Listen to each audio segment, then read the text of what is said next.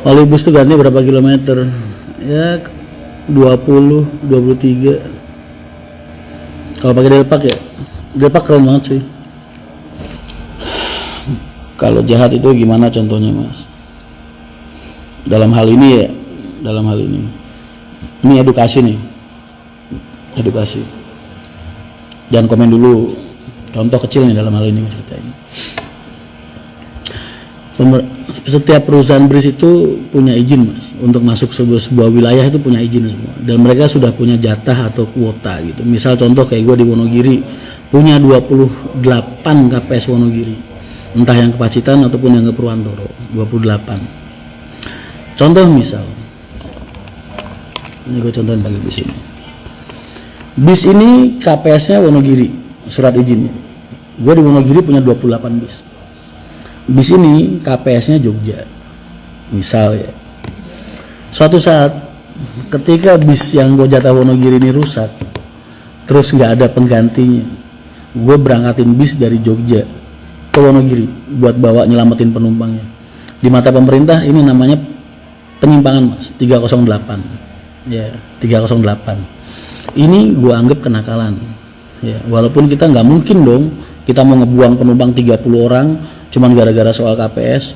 Kan kita berangkat nggak lebih dari jumlah yang ditentukan sama pemerintah di suatu wilayah. Ini jatuhnya kenakalan.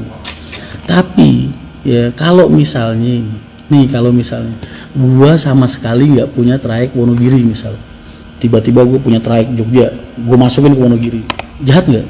Gue nggak punya satupun kuota di sana. Nah itu bedanya kayak gitu, contoh kecil seperti itu. Makanya sekarang di pemerintahan sedang dikaji terminal KPS itu nanti akan melekatnya ke bis supaya nggak terjadi penyimpangan kayak gini, karena ini sangat merugikan pengusaha banget. Kalau semua bis harus berjalan sesuai dengan KPS-nya lah, emangnya bis mau normal terus? Nah, tiba-tiba kalau ada kerusakan gimana? Sekarang lagi dikaji bahwasanya ke depannya KPS kita nanti mainnya kuota, jadi KPS itu nempelnya di perusahaan surat izin itu, bukan di bis lagi. Paham ya? Itu contoh kayak gitu. Purwodadi juga rusak mas. Gua nggak begitu tahu kalau soal Purwodadi ya, soalnya kan gue jarang di lapangan sono. Di Jawa ini mas, banyak market yang sudah rusak masalah kayak gini. Contohnya di Muria Raya ini rusak mas. Banyak perusahaan-perusahaan nggak punya izin sama sekali masuk ke sini. Tapi gue biarkan, karena apa? Kalau gue usik nanti akan banyak teman-teman gue lain ikut usik juga. Terus Wonogiri itu gue anggap rusak, cacat Wonogiri itu. Karena banyak perusahaan-perusahaan yang nggak punya trayek masuk ke sana. Tuh. Solo pasar bebas lah, nggak usah dibahas. Jakarta apalagi. Jogja parah banget. Banyak perusahaan-perusahaan nggak punya KPS masuk ke sana, atau jalan lebih dari kuota masuk ke sana. Tapi satu wilayah di Madura ini steril mas, dari dulu sampai sekarang. Jadi gue nggak pengen rusak. Gitu. Jadi tetap harus gue jaga sampai kapanpun, gue juga pasti gue jaga. Karena apa? Di situ senior gue masih aktif semua mas,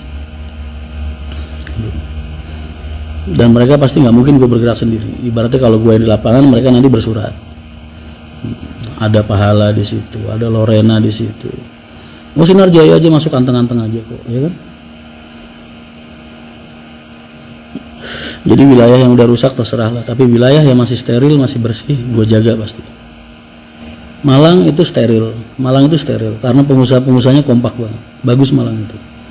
Malang steril, Madura steril, Surabaya rusak, Solo yes market bebas lah, Muria Raya rusak, Wonogiri rusak dulu.